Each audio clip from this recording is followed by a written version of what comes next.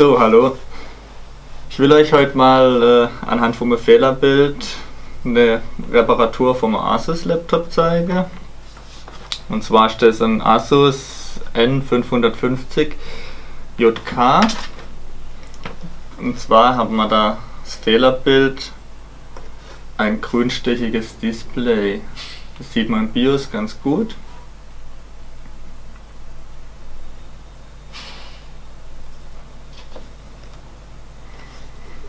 Der ganze Bereich sollte eigentlich weiß sein, ist in dem Fall ja, leicht grün.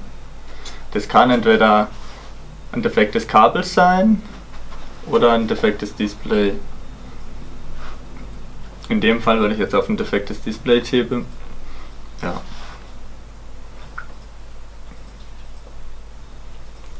Machen wir das Gerät aus. Stromlos. Bei dem Gerät ist so, die untere Leiste, die bekommt man so nicht weg. Ja, da muss man das halbe Gerät zerlegen, weil das wird verschoben. Sieht man aber nachher besser. So, das heißt, die Bodenplatte muss weg. Da müssen alle Schrauben raus. Habe ich in dem Fall schon gemacht.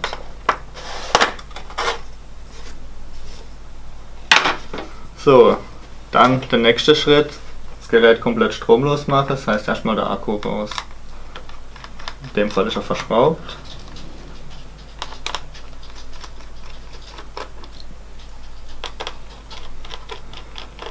Asus hat einige Laptops, die so aufgebaut sind.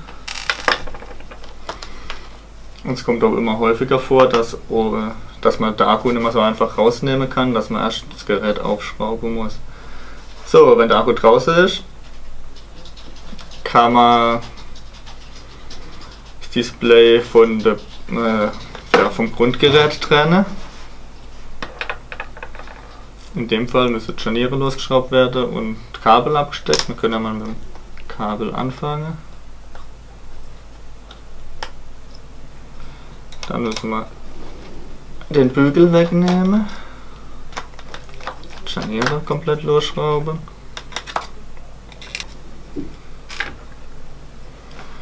Und dann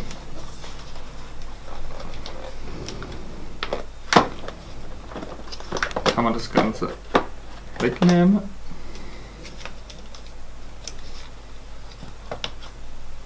So, wenn man die Display-Einheit vor sich hat, muss man die untere Leiste wegschieben. In dem Fall wird sie nach rechts geschoben. Kann man sie ganz einfach wegnehmen. So, dann sitzen hier zwei Schrauben.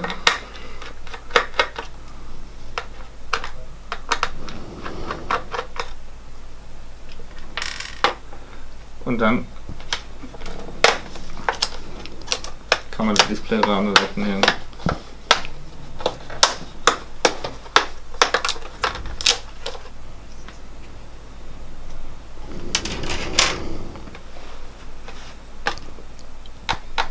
Dann ist das Display mit 4 Schrauben verschraubt. In dem Fall ist ein Slimline Display, Full HD, IPS. Da werde man nachher auch noch den Unterschied zeigen zwischen einem IPS-Display und einem TN-Panel. Und zwar der größte Unterschied ist eigentlich die Blickwinkelstabilität. So, Display losgeschraubt. Muss man das Kabel abstecken, muss man natürlich ein bisschen vorsichtig sein. So. Das war's im Prinzip schon.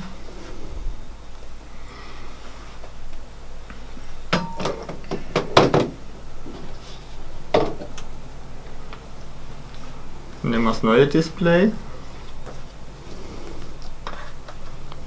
Schließe es an.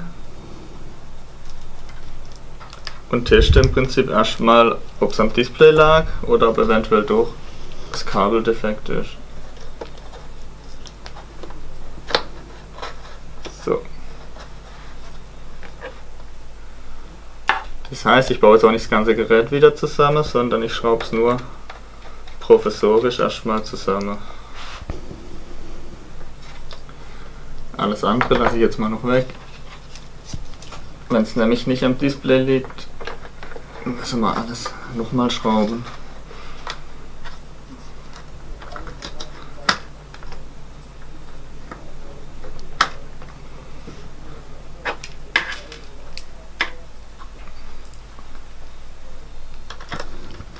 Scharniere immer festschrauben, weil sonst kann das Gehäuse ausbrechen.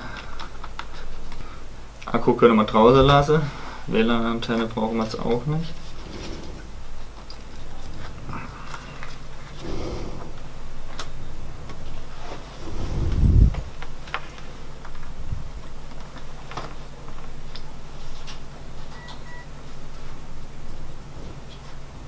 Und siehe da, das Bild ist normal.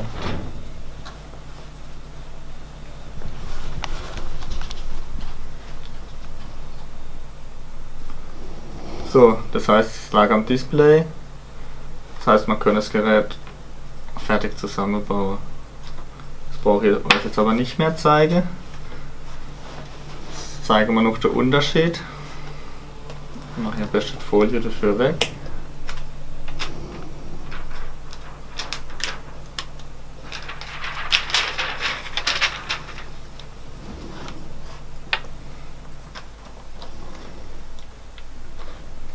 In dem Fall bauen wir jetzt wieder eben ein IPS-Display ein, was auch schon drin war. Hier habe ich ein Gerät, da ist ein normales TN-Display drin. Das sieht man jetzt, wenn man die Geräte nebeneinander stellt und von oben schaut, wie hier der Blickwinkel immer stabil bleibt. Das heißt, man kann auch, wenn es weit zusammengeklappt ist, noch was lesen, wo hier die Farben verschwinden und sich ändern und man eigentlich nichts mehr erkennen kann. Das ist eigentlich der größte Unterschied zwischen einem TN und einem IPS-Display.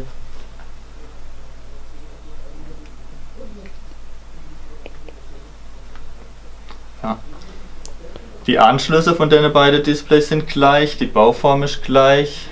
Im Prinzip ist es so, wenn im Gerät, so wie hier, kein IPS-Display verbaut ist, dass man auch jederzeit ein IPS-Display einbauen kann, sofern es in dieser Auflösung ein IPS-Display gibt.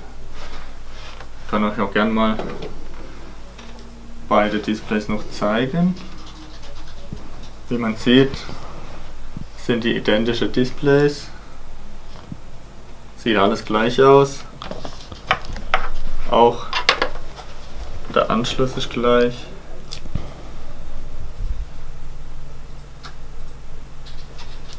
Kann man 1:1 tauschen. Das sind EDP-Displays, beziehungsweise die Ansteuerung des Displays ist EDP. Da ist das kein Problem. Ja, das war's im Prinzip. Muss man das Gerät noch zusammenbauen und gut ist.